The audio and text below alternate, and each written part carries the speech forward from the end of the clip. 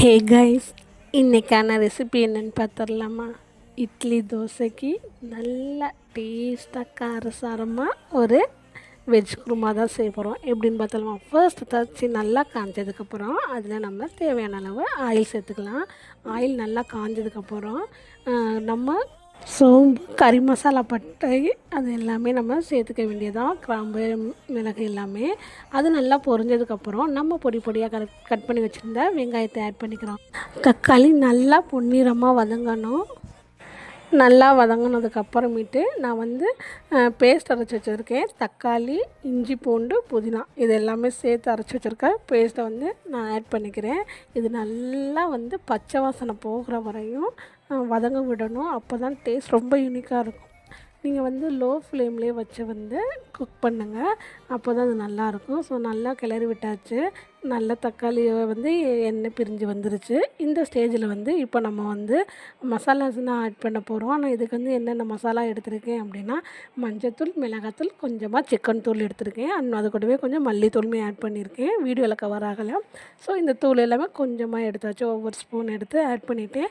Add பண்ணதுக்கப்புறம் இதில் நல்லா கொதி விட்டுறணும். நல்லா வதங்கணும். வதங்கினதுக்கு அப்புறமேட்டு இதோட கலர் சேஞ்ச் ஆனது நீங்களே தெரியும் பார்த்தீங்களா? இந்த ஸ்டேஜில் நம்ம இப்போ தேங்காய் அரைச்சி வச்சுருக்கேன். தேங்காய் கொஞ்சமாக பொட்டுக்கடலை சேர்த்து அரைச்சி வச்சுருக்கேன். அப்போ தான் அது கொஞ்சம் குருமா கெட்டி கொடுக்கும். அதுக்காக தேங்காய் போட்டு நல்லா கிளறி விடுங்க. கிளறி விட்டதுக்கு அப்புறமேட்டு தேவையான அளவு தண்ணி சேர்த்துக்க வேண்டியது தான்.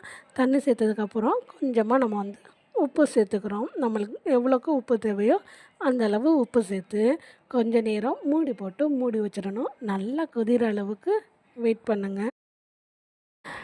நல்லா கொதியணும். உப்பு, உரப்பு எல்லாமே கரெக்டாக செக் பண்ணியிருக்கான்னு நீங்கள் க்ளோஸ் பண்ணி வச்சிடுங்க. நல்லா எண்ணெய் பிரிஞ்சு வர அளவுக்கு கொதிஞ்சிடணும். கொதிஞ்சதுக்கு அப்புறமேட்டு நீங்கள் இறக்க போகிற ஸ்டேஜில் கொஞ்சமாக கொத்தமல்லி தூவி ஒரு 2 மினிட்ஸ் மூடி வச்சுருங்க. அதுக்கப்புறம் இட்லிக்கு இருந்தாலும் சரி, தோசைக்கு இருந்தாலும் சரி, நீங்கள் அதை எடுத்து சாப்பிட்டு பார்த்தீங்க அப்படின்னா அவ்வளோ டேஸ்ட்டாக இருக்கும்.